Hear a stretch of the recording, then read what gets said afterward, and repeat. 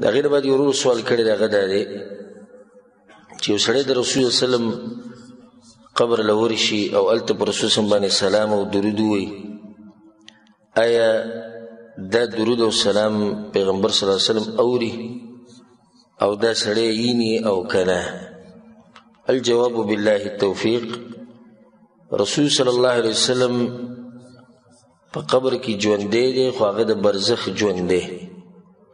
هغه نعمتونه ورته میلاویږي کوم چې الله سبحانه تعالی ورکوي په برزخ کې، د هغه اعمالو د لاسه کوم چې رسول صلی الله علیه وسلم کړي دي هغه غټ اعمال.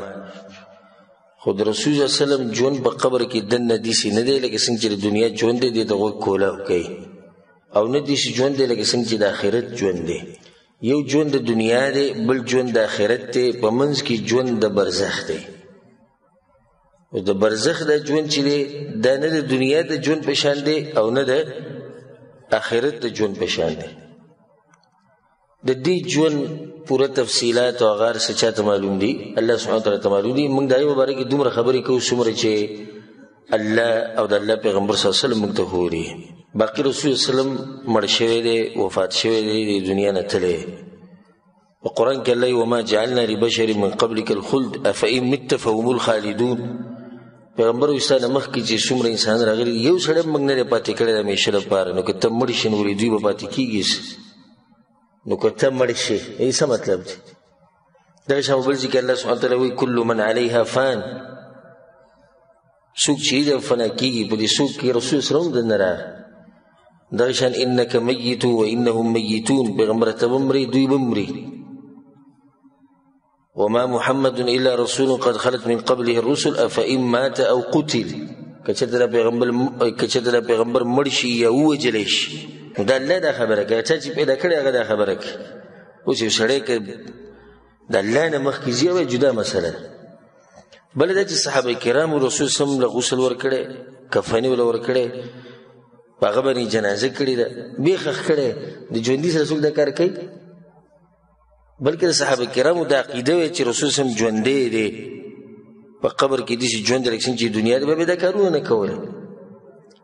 دغه شان کله چې رسول صلی الله علیه وسلم وفات شو، فاطمه رضی الله عنها په ابوبکر صدیق رضی الله عنه پسې لاړه او ورته یې ما زما د پلار میراث راکړه. میراث هغه څنګه غواړي؟ خو د هغې د عقیدې ده که زما پلار مړ شوی دی، او که د هغې د عقیده چې پلار ژوندی دی نو بیا میراث څه شي غواړي؟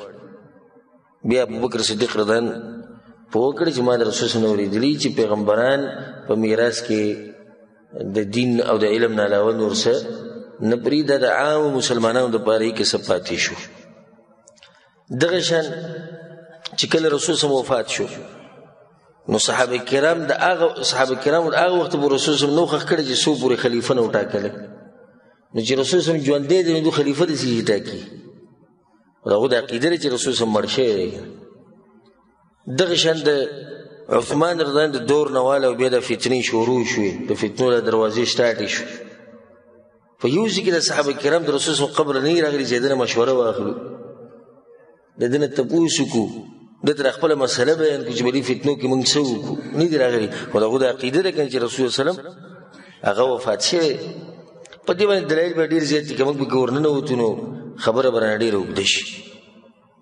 حاصل دا شو چې د رسول صلی الله علیه وسلم بدن په دغه قبر کې پروت دی، روح یې په علیین کې ده، او د رسول صلی الله علیه وسلم په برزخ کې ژوند هغه د ټولو انسانانو د ژوند نه ښایسته ژوند وایي، ځکه چې هغه د دې انسانانو سید دی او سردار دی، او د اولنو او د آخرنو سردار دی. په دې باندې زموږ ایمان دی. خو یوازې ګورې په برزخ کې هغه نه دی ژوند دی، د شهیدانو ژوند دي، د نیکان خلک دوی ته هم نعمتونه میلاوي، خو دغه د برزخ ژوند دی. که څوک راته پوښتنه کړي پیغمبر مړ دی که ژوندی دی، نو څه جواب به ورکړې؟ مړ دی. دی په یو ټکي تفصیل وکړه څنګه مړ دی. مړ داسې دی چې دنیا ژوند یې ختم شي، نه زموږ اوري او نه موږ ییني. دا کمزوري خبرې دي او منګړت روایت دي چې رسول صلی الله علیه وسلم باندې د امت ته عمل هغه ته مخامخ کېږي او هغه ییني، او دا ټول چې بې سنده خبرې. تفصیل بیا دا دی چې رسول صلی الله علیه وسلم د دنیا نه تللی دی، مړ دی، ژوند شتي ژوندی دی، خو په برزخ کې ژوندی دی، او هغه ژوند نه د دنیا د ژوند په شان دی او نه د آخرت د ژوند په شان دی. نو اصل دا دی چې مړي نه اوري. دا مسله ما تاسو ته بار بار بیان کړې ده او بیا به هم بیانوم ځکه د عقیدې مسله ده. اصل څه دی؟ مړي نه اوري. دا اهمه مسله ده. یو ورځ ما د یو مولوي صاحب سره بحث شروع کړو، زه وایي چې د پلاني ځای نه فارغ یم، پلاني ځای نه. ما ته زموږ په پاکستان کې خو فرقې دومره دي چې په کور کې دننه هم درې څلور فرقو ولا اوسېږي.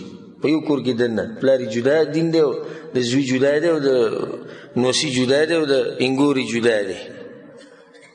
نه ما ته څه حیاتۍ که مماتۍ لکه حیاتیان هلته هغه چاته وایي چې هغه وایي چې دا مړي ژوندي دي. داسې ژوندي دي لکه څنګه چې په دنیا کې ژوندي وو، خصوصا رسول الله وسلم. مماتیان هغه ته وایي چې بلکل مړي د سره اوري نه.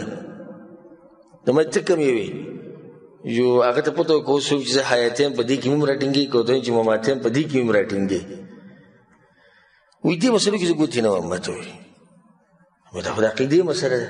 ته مولای ته به سوال څوک راشي ته نه به تپوس کې مړي اوري که نه اوري. په پاکستان کې، افغانستان کې، انډیا، بنګلادیش کې غټه جاخه چې کومه روانه ده هغه د دې خبرو د لاسه روانه دي. قبرونو د ورسونه د درګاهونه دربارونه ټول د دې د لاسه دي چې مړي اوري که نه اوري. خبره په دې ځای ختمېږي. او ته زه به ګوتې نه وم.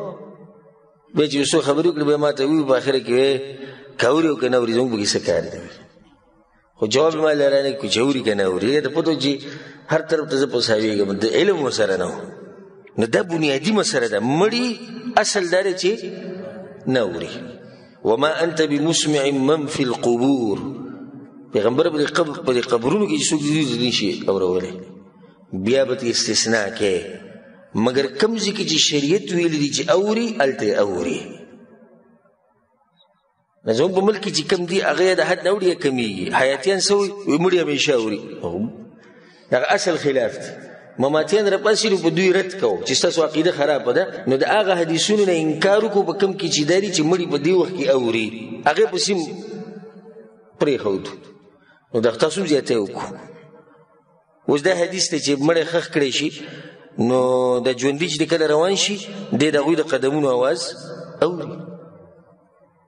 د صحیح بخاري حدیث دی. او ما پخپله د یو مولا سره بحث کوم مماتی و. ما د دې څه مطلب دی؟ د دې مطلب ته نه رسېدلی. ما زه خو چې به کوم رسېدلم خو دغه ده نه واضح ترجمه یې دا ده. وی نه د دې مطلب دا دی چې یعنې دا ملایکو له دومره زر راشي دومره زر د منکر او نکیر چې لا د ژوندي له دغه ځای نه وتي هم نه وي. اوس دا ګوره حدیث ټول تاو راتاو کو مات راماتې کو خو چې د مولوي صاحب او د امیر صاحب د خبرې چې د خلاف ورزي ونه شي. نو الحمدلله چې الله موږ ته د سلفیت دا منهج او عقیده را نصیب کړې ده.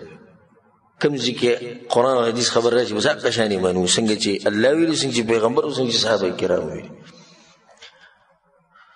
رسول صلی الله علیه وسلم په باره کې په قرآن او حدیث کې دا مسله نه ده ثابته چې هغه ډایرک ستا د سلام او ستا د درود اوري. پاتې له د لیدو دا خو بلکل نشته. لا په دې کې بعض علما خبرې کوي چې اوري که نه اوري دا سلام ډایرک. خو په دې کې چې څوک بحث کوي نه هغه بلکل د علم نه خالي دی چې اینی که نه اینی.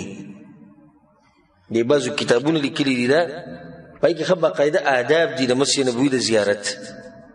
نو په آدابو کې دا هم لیکلي چې رسول صلی الله ورځي نه د خپو د دې طرفه به ورځي یعنې کوم طرف ته چې د هغه خپې دي د سر د طرفه به ورنه راځي ځکه چې هغه تا ته ګوري نو بیا به سر راړي او دا ټولې خبرې لیکي چې اینی په دې خو سره څه دلیل نشته. حدیث کې دا راځي رسول الله صلی الله علیه وسلم وایي چې په دې ځمکه کې داسې ملایک ګرځي چې هغوی د درود او سلام رسوي چاته؟ رسول الله صلی الله علیه وسلم ته. که رسول الله صلی الله علیه وسلم ډایرک اورېدی نو دې ملایکو ته څه ضرورت دی؟ دې ملایکو دا کار چې لګېدلی ده خو دې دلاسې چې رسول الله صلی الله علیه وسلم نه اوري ډایرک که نه. دغه شان په حدیث کې دا راځي په سنن ابي داود کې دی رسول الله صلی الله علیه وسلم ابو هريره روایت دی رسول الله صلی الله علیه وسلم وایي تاسو کې چې څوک په ما سلام واچي الله سبحانه وتعالی ما ته روح را واپس کړي نو زه هغه سلام جواب ورکړم. په دې کې دوه مسلې دا چې وایي ما ته روح را واپس کړي د دې څه ثابته شوه؟ رسول صلی الله علیه وسلم مړ دی. دویمه نه اوري ډایرک اورېدی نو بیا دې کې څنګه وایي چې کله دا روح ما ته را واپس شي او ملایک په ځمکه ګرځي او هغوی ما ته د سلام را ورسوي نو صحیح خبره ده والعلم عند الله چې رسول صلی الله علیه وسلم ډایرکټ د درود او د سلام دا نه اوري. او په دې کې ته یو فایده ذکر کوم، ناشنا فایده، چې د خپل پلار سره ښه کول غواړي په رسول صلی الله علیه وسلم درود ډېر وایي. نو په ذهن کې لري چې د پلار سره د خو د رسول صلی الله علیه وسلم درود د دې سره تعلق ته ډېر باریک تعلق ته لري. حدیث کې دا راځي چې کله څوک په رسول صلی الله علیه وسلم باندې درود وایي نو ملائک چې کله دا درود ویسي نو هغه ته وایي فلان ابن فلان، پلانی د پلانی زوی دا درود ویل. ګوره ستا د پلار تذکره به هلته کېږي. لکه ته دا غواړې چې پلار سره ښه وکړې او د هغه تذکره وشي، دومره اوچت مخلوق په ژبه باندې نو په رسول صلی الله علیه وسلم درود ډېر وایي. دا ناشنا فایده له ځان سره یاده ساتئ چې هلته داسې ویلی کېږي پلانی د پلاني زوی، د پلاني زوی د ستا پلار دی، د هغه نوم به اخیستی کېږي. والله